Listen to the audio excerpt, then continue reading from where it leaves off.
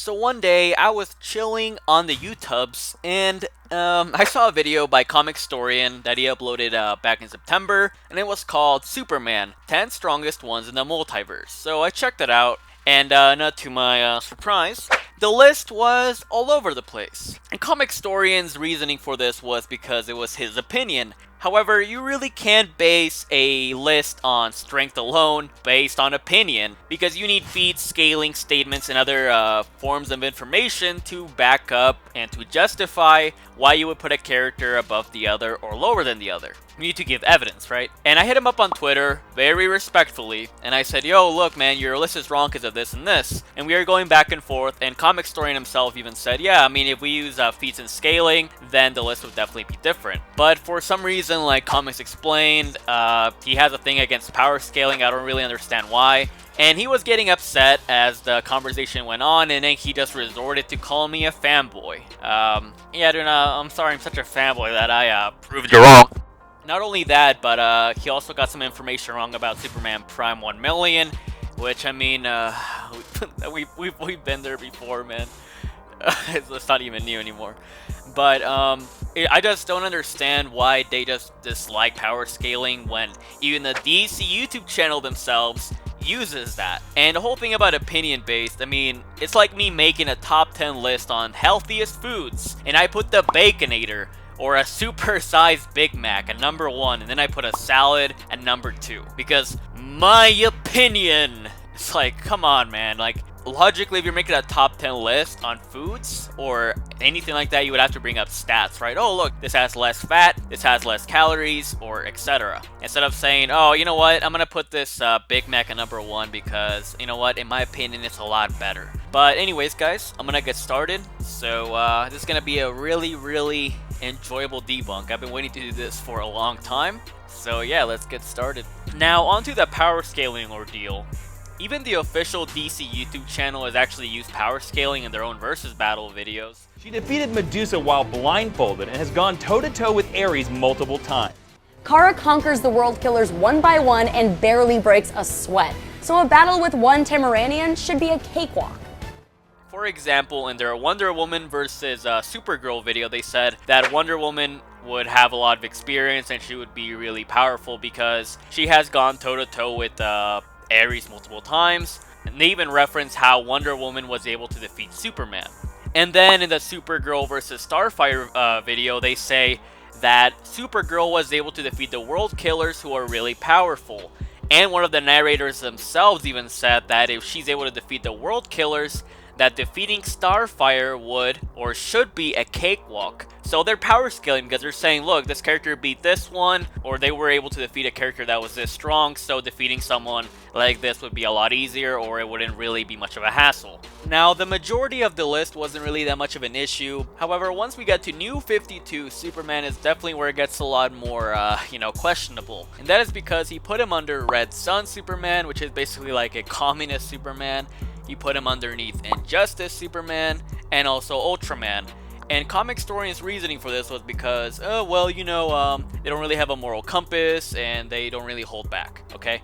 However, just because they don't really hold back or aren't as, nicey-nicey, does not necessarily mean that they're a lot stronger. And I have read Red Sun, and I've also kept up with the Injustice issues, and I've also played the games, and there really isn't anything too impressive to imply that they're any stronger. You can actually argue the exact opposite. For example, New 52 was able to state that exploding suns are really a piece of cake, and it can also be scaled from Supergirl, who has been able to damage Cyborg Superman, who has stated that exploding supernovas are really no big deal because he has flown right through them.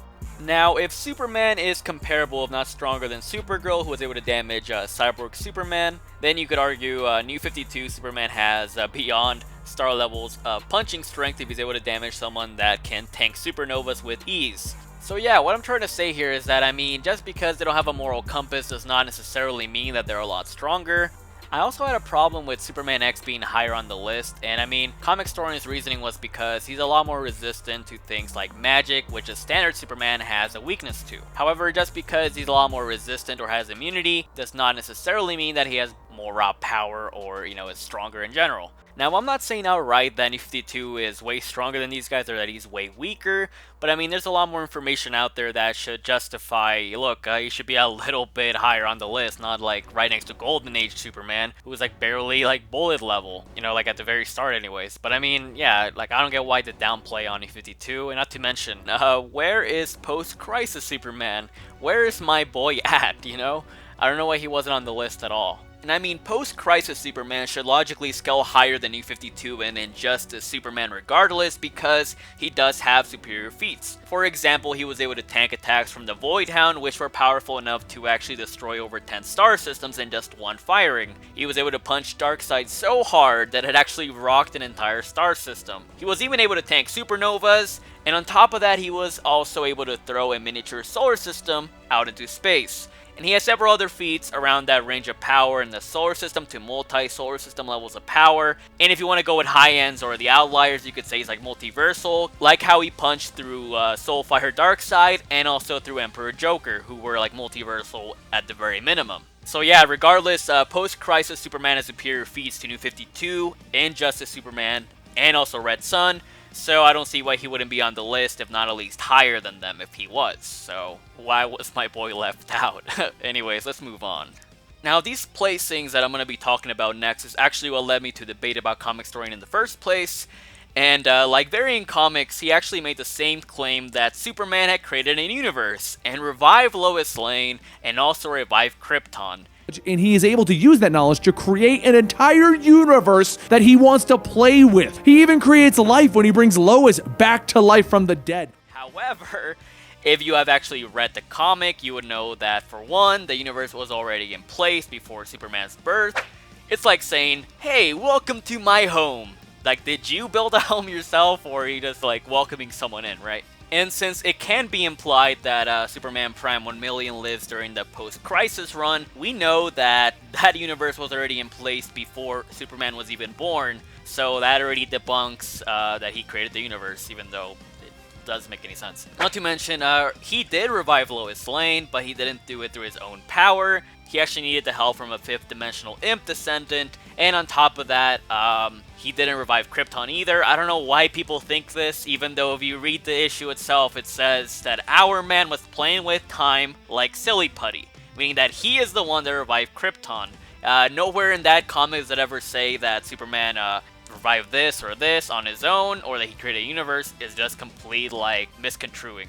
It is just complete misconception, and it makes no sense. Now, Comicstorian himself even admitted that he was wrong on this, and he even said that, apparently I was a fanboy for calling out his mistakes, and I mean, what would you call yourself a Comicstorian, quote-unquote, if you are misconstruing, like, what happened in the story? Now, I can understand, right, if it's a little mistake, but I mean, where is the evidence for these claims? Like, what is the proof to show or state that he did this or this? But I mean, enough of that, let's move into Superboy-Prime, who I had a lot of trouble with in his placing because he was really downplayed. So, Comicstorian put Superboy-Prime at number 4, or basically number 7. I don't know why he did it backwards. Why would you do a top 10 countdown while you start from 1 and then go up to 10? It would actually be the other way around. You go from 10 and then you go up to 1. It really makes no sense. But I mean, he put Superboy-Prime below Superman Prime 1 million, the golden, heavily wanked Superman that has a lot of misconceptions, as I went over earlier. He also put Prime underneath pre-crisis Superman, and also the Sword of Superman, which is basically an even stronger pre-crisis Superman, yet he put him below the actual pre-crisis Superman. It's like putting Super Saiyan Goku below base Goku. Like, it really makes no sense. But regardless, there's a lot of arguments that I can bring up for why Superboy Prime would be stronger than Superman Prime 1 million, and at the very least stronger than pre-crisis, going by feats, scaling, and statements. So, for starters, you can argue that Superman Prime 1 million is the strongest one because of a writer's statement. Actually, several writer's statements, because they were asked, hey, who is the strongest Superman? Would it be Superman Prime 1 million or yada yada? One of them said, it's true, there's none stronger than Superman Prime 1 million, case closed. Another one even said, hard to say, but probably the strongest one would be Superman Prime 1 million.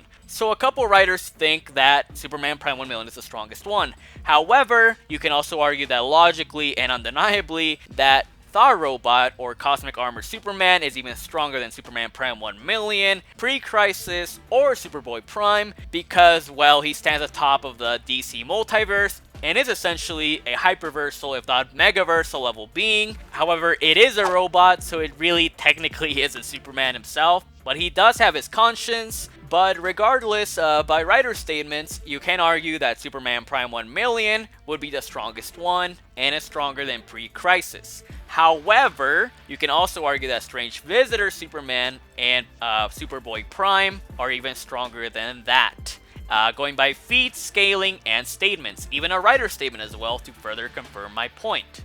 Now, even in his early days, Superboy was actually comparable in speed and power to Pre-Crisis Superman, who, for example, was able to sneeze away a solar system, was able to endure getting hit by the power of 100 galaxies, and he even dared to actually punch the Spectre, which is actually a really important point to bring up later on. But Pre-Crisis Superman actually was impressed by the level of speed and power that Superboy showed, and he even stated at one point that he was stronger than he was. Now, if he means raw power or lifting strength is really debatable, but regardless, Superboy was still comparable to him in speed and power. Then later on, Superboy would only get stronger, and he was so powerful even before his amps that he was able to change entire timelines in history by just punching reality itself, and he basically shattered it and changed it all across the DC Multiverse. And then after Superboy actually dared to fight off against the Flash family, even after they trapped him in the Speed Force, he still broke out of it. Even against an amped Flash who had power from other speedsters, was still not enough to stop him. And on top of that, even before his other amp, which is the one that I'm going to get into, he was able to dismantle a weakened Anti-Monitor, who at the peak of his power was a complex multiversal being who even the Spectre had to step in to try to stop him from basically consuming and destroying the entire DC Multiverse, which has been referenced to have an infinite amount of universes or dimensions. So yeah, that Anti-Monitor, a weakened one, was dismantled by Superboy before his amp, so it's pretty impressive. Now you guys must be thinking, okay, there's nothing else that he can do that's more impressive than that, come on. You guys thought wrong. Actually, he got another amp after a Guardian self-destructed on him, and this made him powerful enough to punch through the 5th dimension. He snatched up Mr. Mxyzptlk and made him his bitch and tortured him. If you guys have seen my videos, you guys probably already know how powerful Mr. Mxyzptlk is. I mean, even in World's Funniest, he was able to toy with the multiverse and destroyed all of it while play fighting with Batmite. Now before someone says, World's Funniest isn't canon!